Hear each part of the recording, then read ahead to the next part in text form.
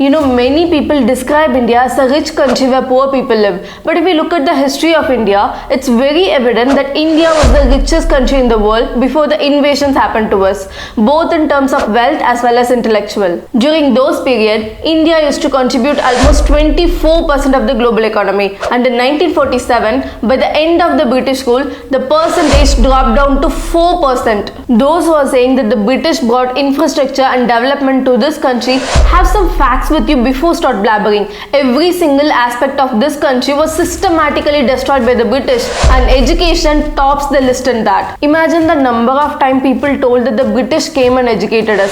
This is the biggest myth that needs to be get done away with. If these people have paid any minimum attention in their history classes, they wouldn't be making this kind of idiotic statements in the public forum. In 1911, the illiteracy rate of India was 94%, and in 1921 it was 92%. So only 6 to 8% of the Indian population were educated during the British period. When East India Company was ruling India, there was a huge demand for clerks and other administrative jobs. It was cheaper to get Indians rather than Englishmen from England for these jobs. So the company needed some educated Indians who would assist them in the administration and act as a bridge between the company and the people of India. For the initial 60 years, the company did not pay any attention to the education sector in India. As their territory increased, they started to control the revenue and administration of the land. So the need to educate Indians in English became a necessity for them. Of course, I'm not denying the fact that English is the language that rules the corporate world now. It's almost impossible to make progress in our career without fluent English nowadays. Even though we were taught English all our life,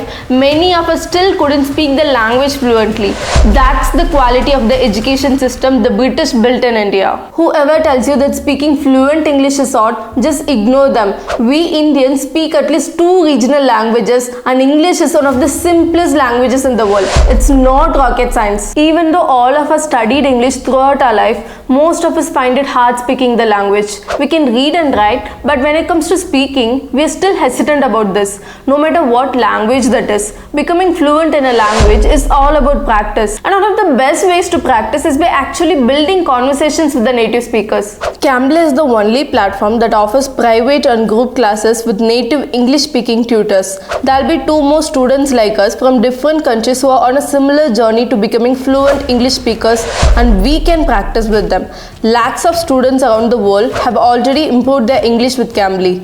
Classes are very affordable here with up to 60% off on their group classes. The listed price is 2,378 rupees, and you can use my code KEERTHI999 to get 1 month group classes for just 999, and it's valid for only 1 month. So go and download the Cambly from the link in the description and pin comment. So back to the topic. In 1781, Warren Hastings, the Governor General of Bengal, established the Kolkata Madrasa for Islamic Law Studies. It was the first educational institute set by East India Company in India. In 1784, Asiatic Society of Bengal was founded by William Jones to understand and study the history and culture of India. Only during this period, Charles Wilkins translated the Bhagavad Gita in English. In 1800, Governor General Richard Wellesley founded the Fort William College in Kolkata to train the civil servants of the East India Company in Indian languages and customs. But this college was closed within 2 years because the British administration in England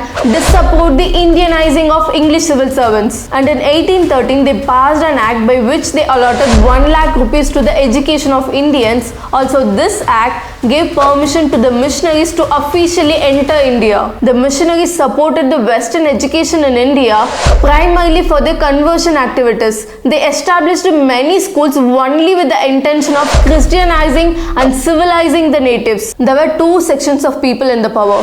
Number 1, Orientalist, and number 2, Anglicist. Orientalists preferred the Indians to be given traditional Indian education. On the other hand, Anglicists preferred the Indians to be given Western style of education. Due to these issues, the allotted 1 lakh rupees was not given for 10 years until 1823.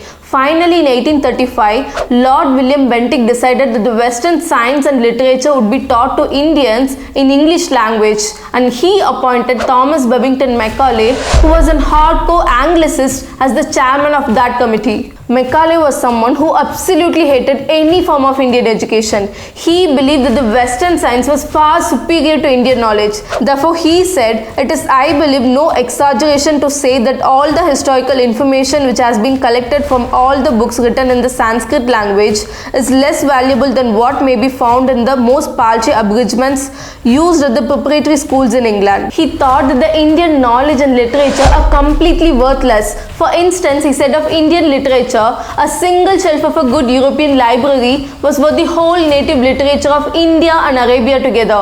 Also, we should remember this was not just his own opinions. This is what many in the West thought back then about India. He wanted to create a pool of Indians who would be able to serve the Britishers and be loyal to them.